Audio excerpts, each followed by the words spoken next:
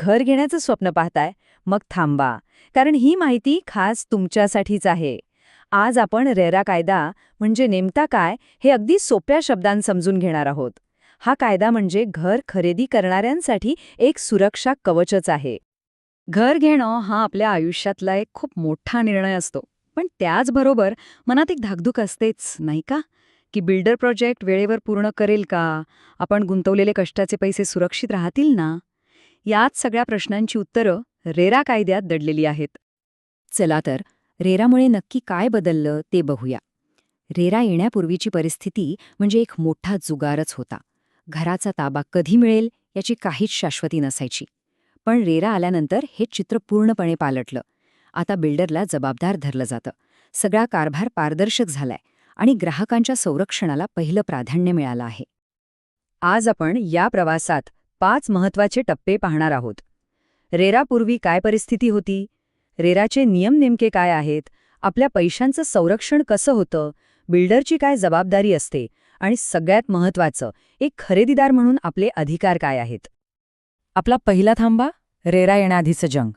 खरं सांगायचं तर हे भारतीय रिअल इस्टेटचं वाईल्ड वेस्ट होतं. म्हणजे काय, तर ज्याची काठी त्याची म्हैस.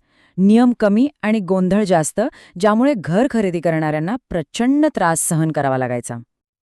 आणि ह्या सगळ्या गोंधळाला आवर घालण्यासाठी 2016 मध्ये एंट्री झाली रिअल इस्टेट नियमन आणि विकास कायद्याची, म्हणजेच आपल्या रेराची. याचा उद्देश एकच होता, या क्षेत्रात सुव्यवस्था, पारदर्शकता आणि उत्तरदायित्व आणणं. चला तर मग या रेराच्या नियमपुस्तिकेत नक्की काय लिहिलंय ते जरा जवळून बघूया. यातले काही महत्त्वाचे शब्द आणि नियम समजून घेऊ. पहिला शब्द आहे प्रमोटर.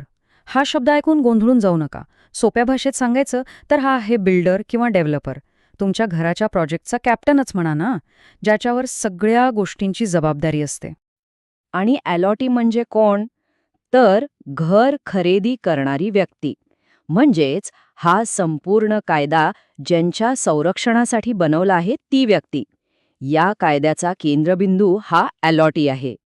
आणि आता येतोय रेराचा सगळ्यात मोठा आणि महत्त्वाचा नियम. कायदा अगदी स्पष्ट सांगतो की कोणताही बिल्डर रेराकडे प्रोजेक्टची नोंदणी केल्याशिवाय त्याची जाहिरात करू शकत नाही, बुकिंग घेऊ शकत नाही किंवा विक्रीही करू शकत नाही. ही नोंदणी म्हणजे जणू काही त्या प्रोजेक्टचा जन्मदाखलाच आहे. रेराने अजून एक मोठी डोकेदुखी थांबवली आहे, ती म्हणजे कार्पेट एरियाची स्पष्ट व्याख्या करून. आधी काय व्हायचं? बिल्डर सुपर बिल्टअप एरियाच्या नावाखाली लिफ्ट, जिना, गच्ची या सगळ्याची जागा आपल्याच नावावर खपवायचे. पण रेराने हा खेळच बंद केला. आता आपण फक्त त्या जागेचे पैसे देतो जी आपण घरात प्रत्यक्षात वापरू शकतो. आता येऊया सगळ्यात महत्त्वाच्या मुद्द्यावर, पैसे. आपल्या कष्टाच्या पैशांचं काय? रेरा तुमची गुंतवणूक कशी सुरक्षित ठेवतो ते पाहूया. त्यासाठी एक जबरदस्त यंत्रणा तयार केली आहे. आणि या सुरक्षेचा सगळा खेळ अवलंबून आहे फक्त एका आकड्यावर, 70%. हो, 70%.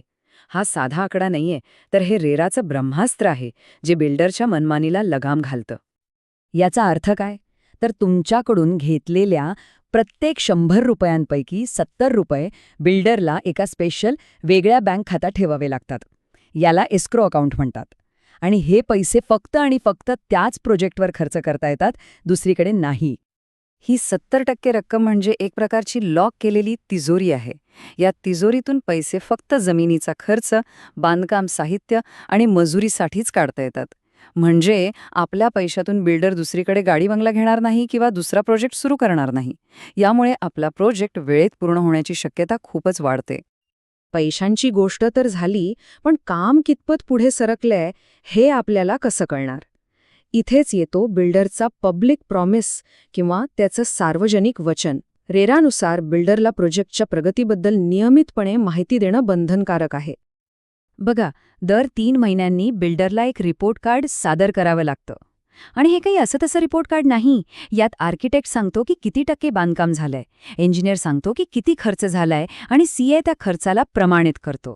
आणि सगळ्यात भारी गोष्ट म्हणजे हे रिपोर्ट कार्ड रेराच्या वेबसाईटवर सगळ्यांना बघण्यासाठी उपलब्ध असतं. याशिवाय बिल्डरच्या जबाबदाऱ्या इथेच संपत नाहीत.